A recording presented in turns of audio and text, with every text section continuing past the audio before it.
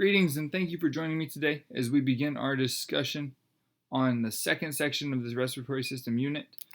So today we're talking about the upper respiratory system. So we're going to be able to label and locate the three parts of the pharynx. We're going to describe the location and function of the larynx, differences between these two. You'll be able to label a diagram showing the anatomy of the larynx itself. And we'll talk about the difference between true vocal cords and false vocal cords. And we'll use that knowledge to explain how sound is produced in our bodies. So let's get rolling. For starters, the pharynx. This is what we think of when we think of our throat. This is the space that separates your respiratory and digestive systems, and is also used in speech. So you have three parts to this pharynx. The first one's called the nasopharynx, being near your nose, your nasal cavity. The second one's called your oropharynx, oro referring to your mouth. And then your laryngopharynx is by your larynx, which is right down here. So these are kind of your three: oro, nasal, and laryngopharynxes. We'll get a picture here shortly. So again, this is the kind of the picture of it. And so you see this is your nasopharynx right in here, which separates these two, being your mouth and your nasal cavity. Your oropharynx is the back of your throat. And then your laryngopharynx is right here before we get to your trachea. So those are the three parts of the pharynx you need to be able to identify and label it and utilize those. Okay, beneath the pharynx. So pharynx again, the laryngopharynx ends here. We have this structure called the trachea. And I guess prior to that we have this thing called the larynx. So your larynx is an enlargement in the space between your trachea and your pharynx. The function of this is to prevent food from entering your trachea. It's also the home of your vocal cords. So this is effectively your voice box, which is right beneath, right just past your pharynx, and prior to your trachea is your larynx here. Hey, there are some different parts to this pharynx, or to this larynx. It's got a couple different cartilages. First, it's this structure called the thyroid cartilage. This is the piece right in here on the anterior side of your larynx. It's right at the front is your thyroid cartilage.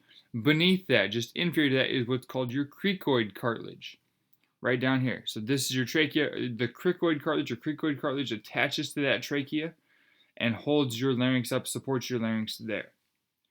When we talked muscle or skeletal system, we talked about this thing called the hyoid bone. So again, if you put your finger in your throat and swallow, you can feel it move. That is this structure here. Right at the top on the superior side is your hyoid bone. And then attached to the upper surface of that is what's called your epiglottic cartilage or your epiglottis. And this is the elastic cartilage that closes when you swallow, prevents food from going to your trachea, stays open most times so you can breathe. So this is the anterior view, this is the posterior view. And so again, you see your cricoid cartilage down here at the bottom, your thyroid cartilage a little bit higher up. Your epiglottis actually attaches back in here. And then we have there's a couple other pieces of cartilage. One is called corniculate, which is this top little piece. And the other one's called the arytenoid cartilage, which is right off of your cricoid. So you're going to be able to identify all four of these cartilages along with your epiglottis and your hyoid bone on a quiz in this course. But those are the four major pieces there. And this is your voice box effectively up to this point. Okay, so again, this is your voice box. Your arytenoid cartilage is superior and lateral to your cricoid cartilage, which we showed here down below. So superior and lateral to the outside. And then your corniculate is attachment for muscles. And this is what allows your voice to go up and down in pitch and regulates this tension. And also closes your larynx during swallowing. So it keeps kind of everything functioning there. Okay. Your voice box itself, which was within the larynx, has two pairs of horizontal folds. So these are your vocal cords themselves, these horizontal folds. The upper fold is called your false vocal cords. Doesn't produce sound, just keeps the larynx closed. The lower fold are called your true vocal cords. These actually vibrate the air and produce the sound that we emit. So the reason you hear me talk is because of these true vocal cords creating sound. Pitch is controlled by tension. So I can change the tension on my vocal cords, and I can talk either lower or higher depending on how tight those are pulled. And then, so that's pitch. Pitch is directly related to, is directly proportional to the frequency of your waves and the tension of your folds. So more tension, higher pitch; less tension, lower pitch. Works there. And then we have intensity. This is the loudness of your voice. So if I talk really loud, I have a lot of intensity, as opposed to talking very quietly and not pushing very much air through my vocal cords.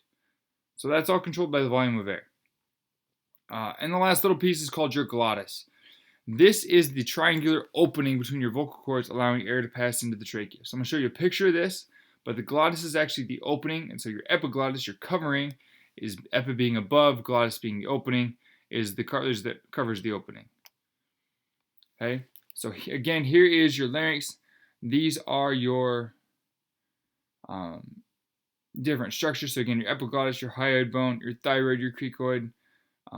Your glottis is shown here. We'll look at a different picture, along with your true vocal cords and your false vocal cords there. And so again, here's just a different angle of it. And then if we look at one more time, so again, upper folds are your false vocal cords. They don't per se do anything. They just protect the opening. Your true vocal cords produce the sound, and then glottis is that opening, which is shown here. Okay, so you have your true vocal cords, which are these inside pieces. We have your false vocal cords, which just provide a covering for the opening to your trachea. And then the opening here, this triangular shaped opening, is your glottis.